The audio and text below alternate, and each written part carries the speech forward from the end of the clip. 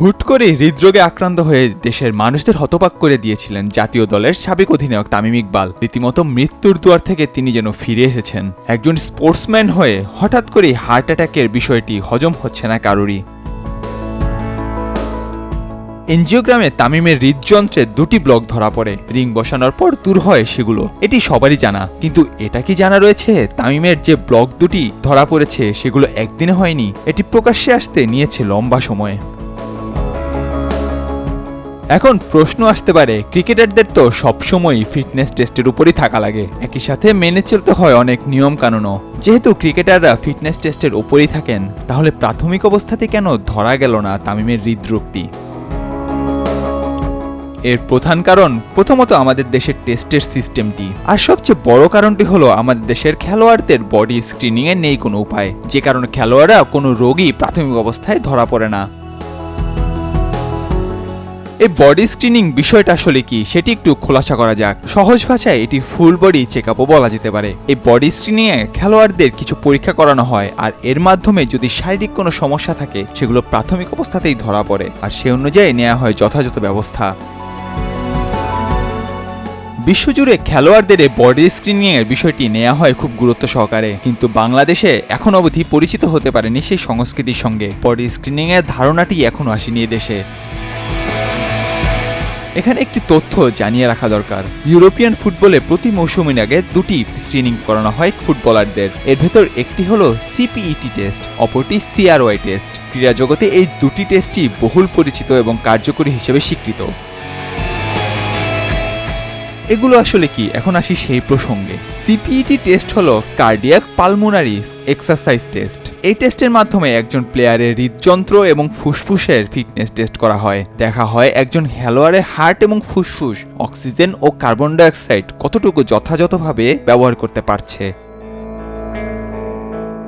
আপনাদের হয়তো ক্রিশ্চিয়ান এরিকসনের কথা মনে রয়েছে। ইপিএল এ ম্যাচ চলাকালীন হুট করে হার্ট অ্যাটাক হয়েছিল তার। পরে পরীক্ষার পরে জানা যায় এরিকসনের হার্টে ব্লকের মতো কোনো সমস্যাই ছিল না, ছিল হিডেন কার্ডিয়াক প্রবলেম। বিশ্বে এরকম বহু অ্যাথলেট রয়েছেন যারা কিনা এই সমস্যায় ভুগছেন, কিন্তু তারা সেটি নিজেরাও জানেন না।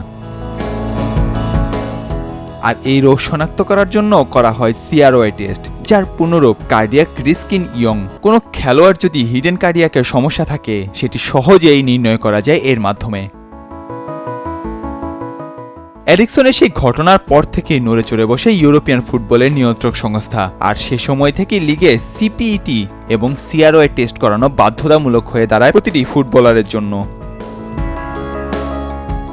এখন প্রশ্ন আসতে পারে, বিশ্বে যখন স্বীকৃত পন্থা রয়েছে রোগ নির্ণয়ের, তাহলে আমরা কেন রয়েছি সেখানে পিছিয়ে? এর উত্তরটা অতি সহজ। টেস্টগুলো করানোর জন্য যে সকল সরঞ্জাম প্রয়োজন সেগুলোর বড় অভাব বাংলাদেশে। এর চেয়ে বড় কথা হলো, কয়জনই বা আমরা জানি অত্যাধুনিক এই চিকিৎসা ব্যবস্থাগুলো সম্পর্কে। আমাদের দেশে সিপিইটি মেশিন রয়েছে মোটের উপর 2টি। কেবল 2টি মেশিন দিয়ে সম্ভব না সাধারণ মানুষের পাশাপাশি খেলোয়াড়দের এসব টেস্ট করানো, আর সিআরওয়ে টেস্ট করার ব্যবস্থাটা এখনো আসেনি বাংলাদেশে। মূলত বাইরের দেশে খেলোয়াড়দের এসব পরীক্ষা করানোর জন্য রয়েছে পৃথক স্পোর্টস মেডিসিন সেন্টার। বিশ্বের প্রায় সবগুলো দেশে স্পোর্টস মেডিসিন সেন্টার থাকলেও বাংলাদেশে ক্রীড়ার নীতি নির্ধারকরা এবং পরিকল্পনাকারীদের প্রাথমিক ধারণাটা নেই এ সম্পর্কে। স্পোর্টস মেডিসিন সেন্টার না থাকার কারণে বয়সভিত্তিক খেলোয়াড়দের বয়স যাচাই করার জন্য আমাদের দ্বারস্থ হতে হয় তৃতীয় পক্ষের কাছে। আর সিপিইটি ও সিআরওয়াই টেস্টের মতো বিষয়গুলো তো রীতিমতো কল্পনাতীত, আর এ কারণে প্রাথমিক অবস্থাতে তামিমের হার্টের ব্লকগুলো ধরা পড়েনি। এখন আপনি বলতেই পারেন, এই সেন্টার যে করা হয়নি এর পেছনে দায়টা আসলে কার, ফেডারেশনের নাকি মন্ত্রণালয়ের? উত্তরটা খুবই সহজ, এর দায় নিতে হবে ক্রীড়া মন্ত্রণালয়কেই। কেবল সদিচ্ছার অভাবেই দেশের সকল ক্রীড়াবিদদের ভুগতে হচ্ছে স্পোর্টস মেডিসিন সেন্টারের অভাবে, যে কারণে ঝুঁকি নিয়ে খেলে যেতে হচ্ছে তাদের। তামিমের এমন অকল্পনীয় অবস্থার পরও যদি দেশের ক্রীড়ার নিয়ন্ত্রক সংস্থা ও পরিকল্পনাকারীদের ঘুম না ভাঙে, তারা যদি সতর্ক না হন, তাহলে সামনে হয়তো এর চেয়েও ভয়াবহ কিছু সামনা করা লাগতে পারে এ দেশের ক্রীড়াঙ্গনকে। সেটি বলে দেয়া যাচ্ছে নির্দ্বিধায়। নাহিয়ান আরিফিন, নয়া দিগন্ত।